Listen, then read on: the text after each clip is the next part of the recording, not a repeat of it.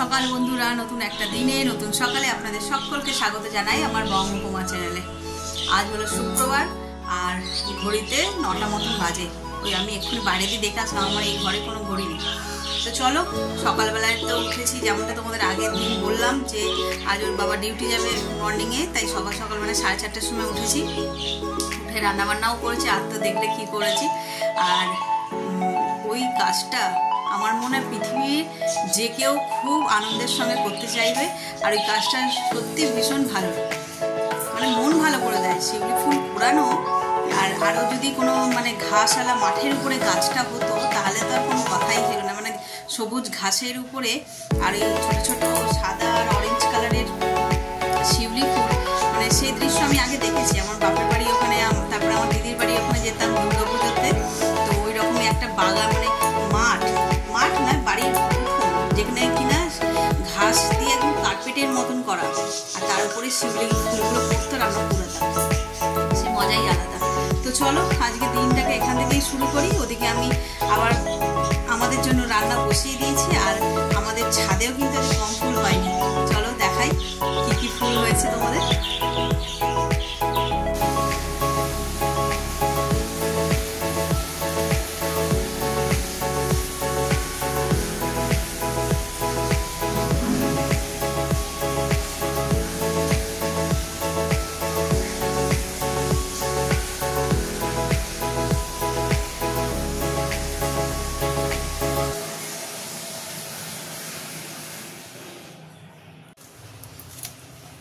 এই যে বাজার দিয়ে আজকে এসছে ট্যাংরা মাছ, একদম জ্যান্ত দেশি ট্যাংরা।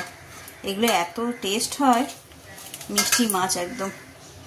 চলো আজকে হবে ট্যাংরা মাছের ঝাল। আর আজকে আর বেশি কিছু করবো না, খাওয়া তেমন লোক নেই। যেমন ছেলে তো আর এই মাছের তরকারি খাবে না, ওর বাবাও চলে গেছে ডিউটি। তো আমরা এই কজন ডাল আলু ভাতে আর এই মাছের ঝাল করবো। আর দেখি, আর কালকে অল্প একটু একটু করে সব তরকারি ডাল ঠাল সব রয়ে গেছে, তো সেগুলোকে আর ফেলবো, সেগুলো মিলিয়ে মিশিয়ে সব খেয়ে নেবো। তো চলো মাছটা ধুয়ে নিই।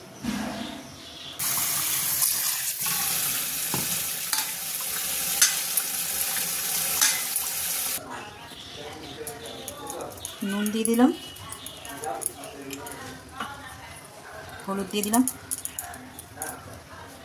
চলো ভালো করে মাখিয়ে নিই, নিয়ে একদম গরম তেলে। আবার এই মাছ তো এখন ফাটা শুরু করবে।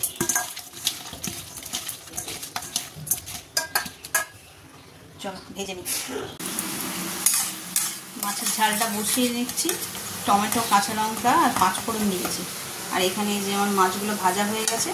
মাছ একদম অল্পই আনিয়েছে আজকে, কাল আবার শনিবার বড্ড মাছ বেঁচে যাচ্ছে। আর এই মাছের ঝালটায় নুন হলুদ দিয়েছে, আর দেবো অল্প জিরে গুঁড়ো।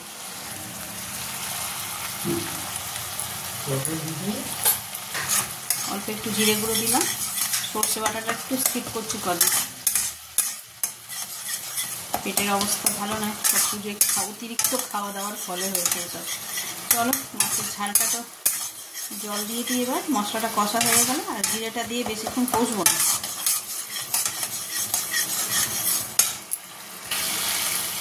এবার দিয়ে দেবো জল। জলটা দিয়ে ফুটে উঠবে, এমনি মাছগুলো দিয়ে দেবো, ব্যাস। ধনে পাতা দিয়ে নামিয়ে নেবো। ঝোলটা বেশ ভালো করে ফুটে গেছে, এবার মাছগুলো দিয়ে দেবো।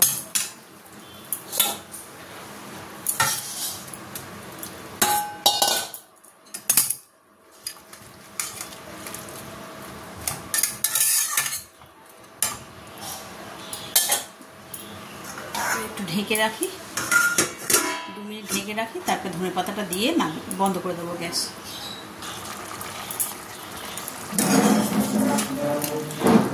দেখো মাছের ঝালটা একদম রেডি হয়ে গেছে। আর অল্প একটুখানি, এটা একটু পাতলা পাতলা করেই করলাম জিরে দিয়ে, টাটকা মাছ তো বেশি রিচ করলাম না। হয়ে গেছে, এবার একটু ধনে পাতা দিয়ে দেবো। এই ধনে পাতাটাতেই তো অর্ধেক কাজ করে দেবে।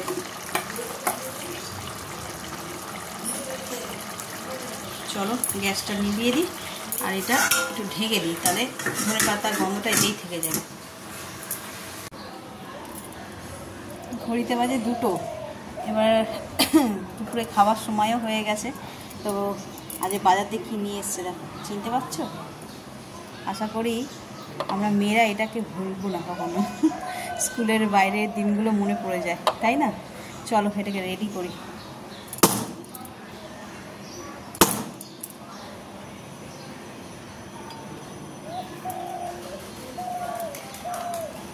কদবেল পাকা না পচা বলে যায় না, গন্ধ শুকলে। তারপরে যখন মাখা হয়ে যায় তখন বুঝতে পারে যে কী।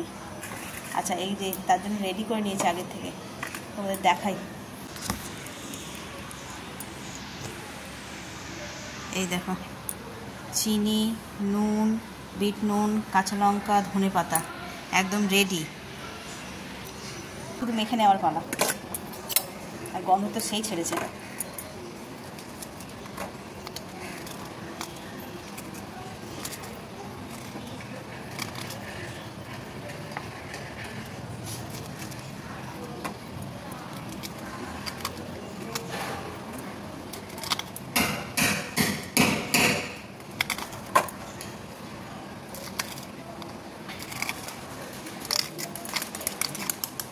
অনেকে এতে আবার গন্ধরাজ লেবুর রসও দেয় স্বাদের জন্য, তো এখন এই মুহূর্তে আমার কাছে নেই।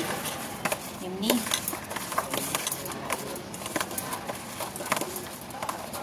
কদবেল নিজেই হচ্ছে সর্বগুণের সম্পূর্ণ, তাই না? এটা আলাদা করে কিছু দিতে হবে না, এর নিজের যে স্বাদ আছে,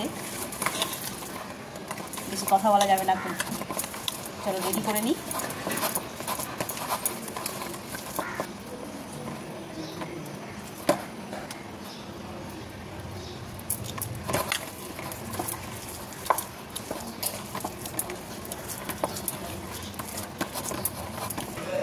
এই যে দেখো, একদম রেডি করে নিয়েছি। এরকমভাবেই স্কুলের সামনে একদম মালার মধ্যে আমরা 2 বন্ধু ছিলাম, 2টো মালা আমরা এরকমভাবেই বলতাম যে একদম সমান সমান ভাগ করবে, 2টো মালা দেবে। আর একটা ছোটো তোমার আইসক্রিমের যে চামচগুলো হয় আলু কাবলি খাওয়া আর কি, দুটোতে দিয়ে দিত। বলবো কি মুখে জল চলে আসছে, আর সেই ছোটোবেলার দিনগুলোর কথা মনে পড়ে যাচ্ছে। তোমাদের কার কেমন লাগে একটু জানিও। চলো এবার ভাত বাড়ি।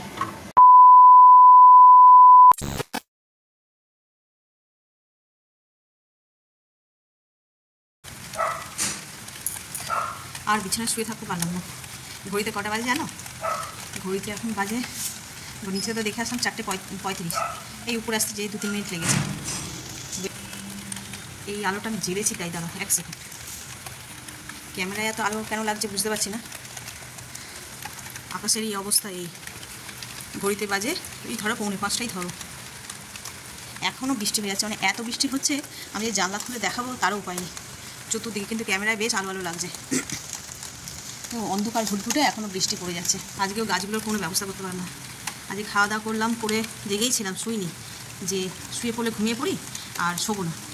আজকে গাছগুলো একটা ব্যবস্থা করবো। সব গাছের তো একদিন হবে না, কিছু কিছু করে করবো, সেই ভেবে শুইনি, বসে ফোনই ঘাটছিলাম। ও মা, খানিকক্ষণের মধ্যে দেখি বিদ্যুৎ চমকাচ্ছে, একটু মেঘলা আকাশ, তো ওরকম তো হয়েই থাকে প্রায়। তো ভাবলাম যে যাকে একটু ওয়েট করে যাই, তারপরে যাবো। আর হালকা ঝিরঝিরি বৃষ্টি পড়লে না কী হবে, গালা গাছগুলো তাড়াতাড়ি ধরেও যাবে, সারা রাত থাকবে, এরকম একটা মানে প্ল্যান করছিলাম বসে বসে। এই তো পুরো ভাসিয়ে দিল, এত বৃষ্টি হওয়া হলো। আমি কী বলবো, আমি বাধ্য হলাম আমি ছাদে আসি, দেখি কী কন্ডিশন। ছাদ তো জলে জলে জলমগ্ন হয়ে আছে।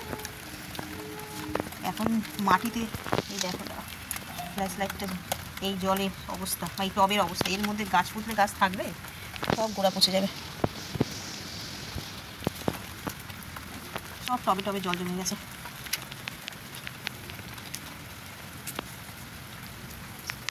গাছগুলোকে বাঁচানোই যাবে না। দেখো মনে না ধান চাষ হয়েছে, এগুলোর জন্যই আরও এলাম।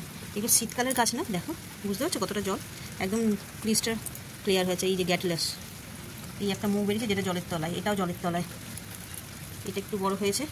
তো এইগুলো এরকম জলের মধ্যে থাকলে শীতকালের গাছ একটাও বাঁচবে না। কি জ্বালাতন গো, আর ভাল লাগছে না বৃষ্টি। যেটা যে সময়ের সেটা সেই সময় হলেই ভালো, তাই না বলো? সব গাছগুলো যদি এরকম জলে জলে হয়ে যায়, এটা আমি ভিজে যাচ্ছি, এখন এত জোরে বৃষ্টি পড়ছে।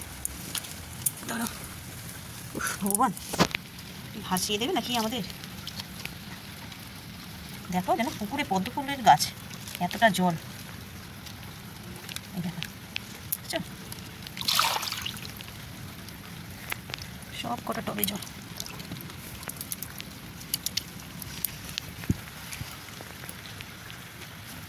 ডালিয়া গাছের জল, তুলসী গাছের জল, এটাও গ্যাটলেস হয়ে আছে একটা। চন্দ্রমল্লিকাটাও জল হয়েছে। ভগবান,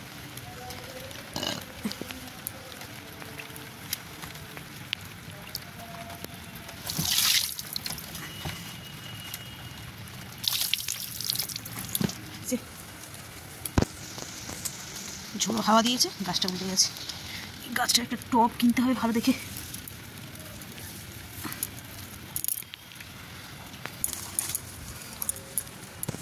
এবছর মনে হয় না সেরকমভাবে ফুল গাছ বলো আর সবজি গাছ বলো, যে কোনো গাছই পারবো না বোনা ঠিকভাবে তৈরি করতে। এত বৃষ্টিতে গাছ বাঁচানো সম্ভব নয়, বিশেষ করে সিজনের যে ফুলগুলো। এই যে জারবেরাটা দেখো, মনে যেন পদ্ম ফুলের মতন, তারা ফোনটা মুছে ভিজে গেছে। এই যে জারবেরাটা আর এই গ্যাটলেসগুলো এতটা সারভাইভ করছে কী করে কে জানে। এত জল ওরা সহ্য করার মতন ক্ষমতা থাকে না, পচে যাবে গোড়াগুলো, এই হচ্ছে কথা। চলো নিচে যাই, আর কিছু করার নেই, প্রকৃতির কাছে সবাই নত হতে হবে। আমি কিছু বৃষ্টি কমছে না দেখে, মানে কমছে না বলতে কি, বৃষ্টিটা একটু ধরেছে দেখে, আর এতক্ষণ তো মানে মুষলধারে বৃষ্টি হচ্ছিল, একটু কমেছে দেখে আসলাম। হচ্ছে দেখি গাছগুলোর কী অবস্থা। গাছগুলো তো এরকমই হয়, জলে পুরো টব ভরে যায়।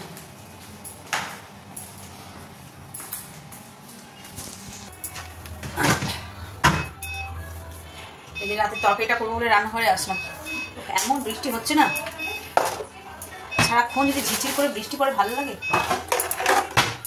কিছু কাজে মন বসছে না।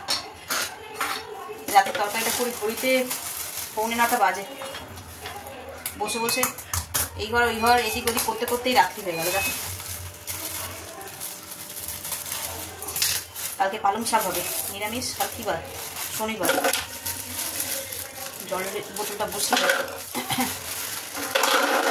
বড়ি দিয়ে পালং, আমাদের নিরামিষে পালং শাক খাই, মানে চিংড়ি মাছ বা মাছের মাথা তেল ফেল দিয়ে পালং শাক খাই না। পুঁই শাকটা আবার নিরামিষে রান্না করি না, মা বলে পুঁই শাকটা নিজেই নাকি একটা আমিষ মানে সবজি। তো ওই পুঁই শাকটা তখন মাছ মানে চিংড়ি মাছটা দিয়ে করি, আর এই পালং শাক আর লাউ শাক এইগুলো আমাদের সব নিরামিষে রান্না হয়। তার বোতলটা নিয়ে আসি, বোতলটা আন।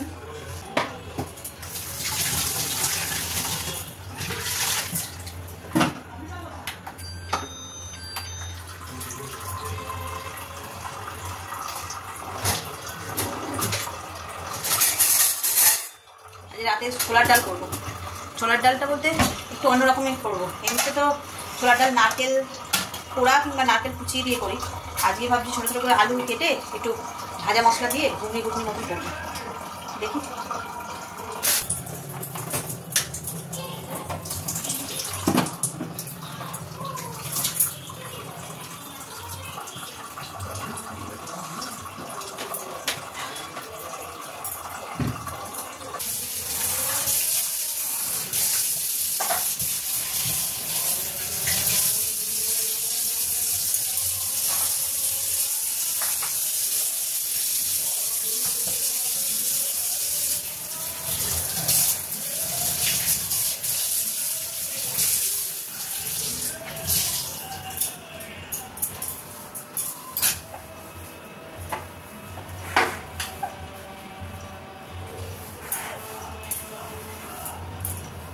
খাওয়া দাওয়া তো অনেক হয়ে গেছে, এবার এই রান্নাঘরটা পরিষ্কার করে নিলাম।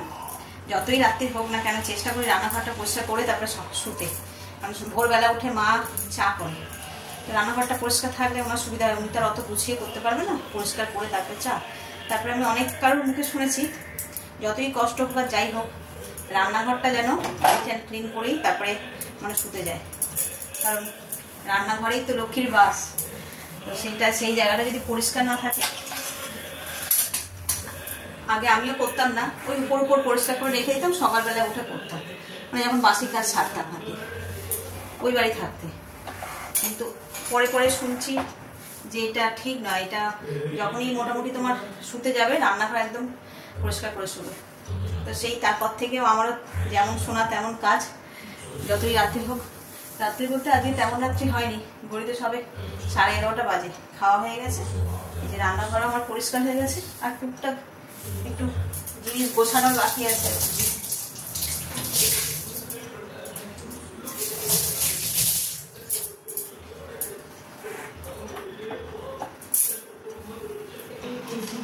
সুইচগুলো হ্যাঁ বন্ধ আছে, চলো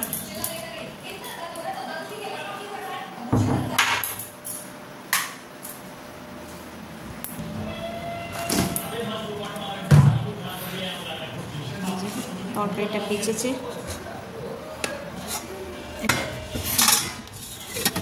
ফ্রিজে থাক, ফ্রিজটা পরিষ্কার করতে হবে। লাইটটা অফ করে দিই।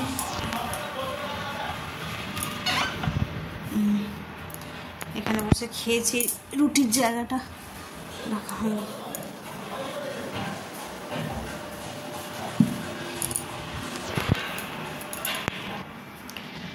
তো চলো, আজকে দিনটা তো যা হোক করে কেটে গেল। সকালটা যেমনটা বললাম, সকালটা খুব সুন্দরভাবে শুরু হয়েছিল, কারণ সারাটা দিন বুঝি খুবই ভালো যাবে, তো তেমনটা গেল না। মানে ভালো মিন্স কোথাও বেরোতে পারলাম না, বৃষ্টি বাদলা, যা যা প্ল্যান করলাম সেগুলো কিছুই হলো না, এই আর কি। তো চলো ওষুধ টষুধ খাই, খেয়ে এবার শুয়ে পড়ি। আজ এই ব্লগটাকে তাহলে এই পর্যন্তই রাখছি। যদি কিছু ভালো লেগে থাকে তাহলে please like, comment, share and subscribe. সকলে ভালো থাকবেন, সুস্থ থাকবেন। আগামীকাল আবার একটা নতুন দিনের সঙ্গে দেখা হচ্ছে। Good night.